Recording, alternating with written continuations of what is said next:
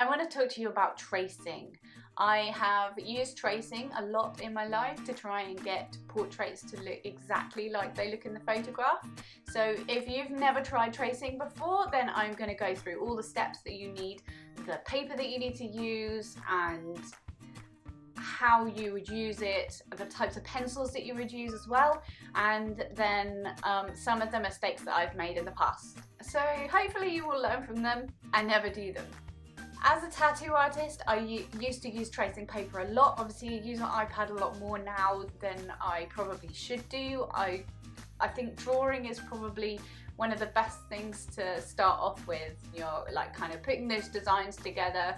You're going to want like layers and layers of tracing paper to build up those designs, if that's, you know, what you want to get into. If you're drawing, then obviously tracing paper is the best thing for getting those proportions correct, unless you're using maybe the grid method, which is really, really handy. But if you really struggle to follow those little squares, then tracing may be the best way for you, and you can get a really good result from it because you're putting down each individual part to kind of as a little guideline for what you're going to be doing. Hopefully this video is going to be super helpful for you. I've been rambling on for like ages talking about tracing, and we should probably just get on with the video. So here it is. You need to start off using a soft pencil, so something like a 5B is going to be really helpful, because once you've put your pencil onto the tracing paper, we're then going to rub it off onto another piece of paper. So you're going to need something that can leave a little bit of extra graphite onto the tracing paper to transfer. It's fairly important that your pencil is sharp, especially with the softer ones. I'm going to use a picture of a rose because it's quite simple and it's easy to follow. This is the tracing paper that I like to use just because it's quite smooth and it seems to work really well. It's fairly see-through. I'll show you a piece. That one's already got something on it. We'll leave that one and get a fresh one. Here we go.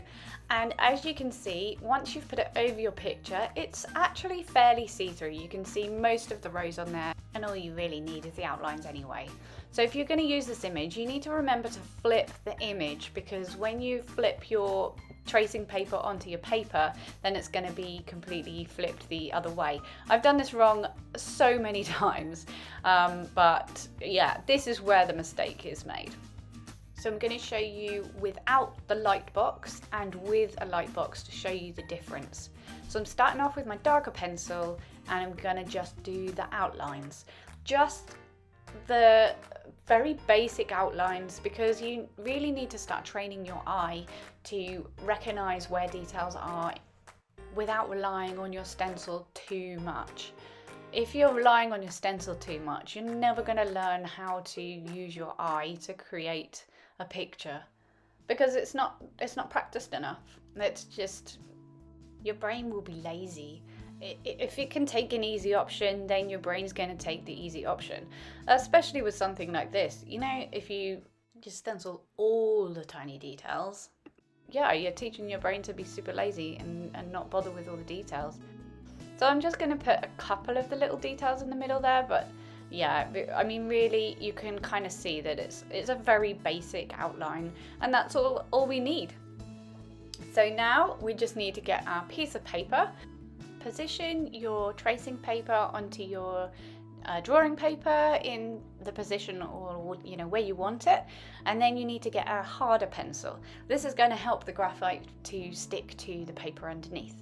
And I'll show you. If you literally just scribble over it, you don't need to be neat and tidy and follow the lines, just scribble straight over the top of it. You can still see the lines through it, but there we go.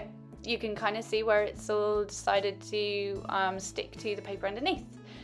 Sped up, you can see exactly how scribbly I'm being. It really doesn't matter because your neatness is on the other side, which is why it's important to have a sharp pencil when you first do your tracing.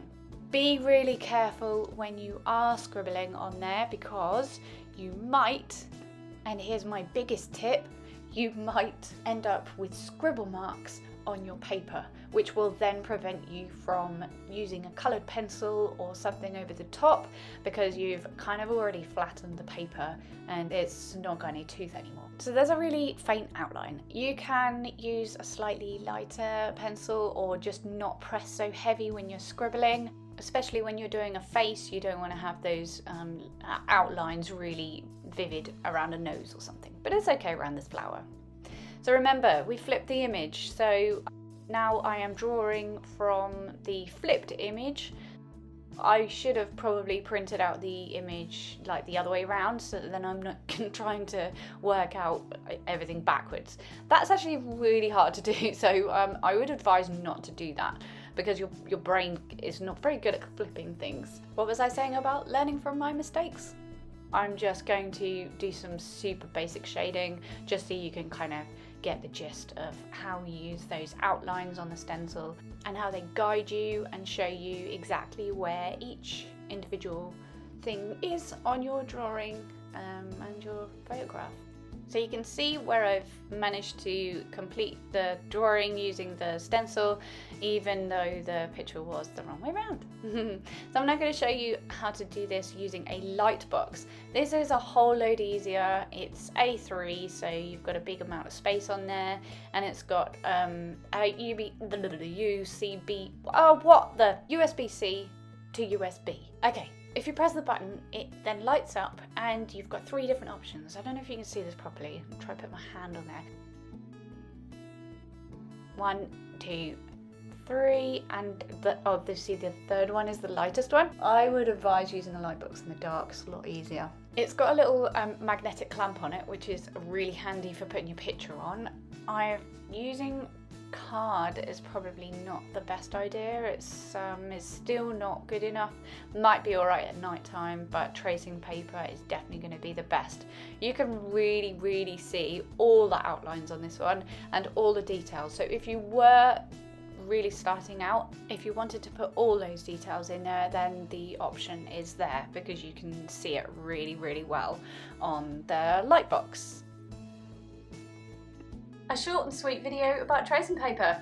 I hope you enjoyed it. If you haven't got a lightbox, don't worry, you can also use the window if the sun is shining. And if you don't have tracing paper, sometimes baking paper can work really well too. Don't panic too much about the pencils. That's not such a big issue. If you've just got HB, use HB. Honestly, I'm all about just using what you have, not buying loads of new stuff just to try something out. You've probably got some things at home that will help you. Please check out the other videos, as they might be really helpful to you if you are just starting out and you are a beginner looking for some tutorials on how to draw. And I will see you again soon. Bye!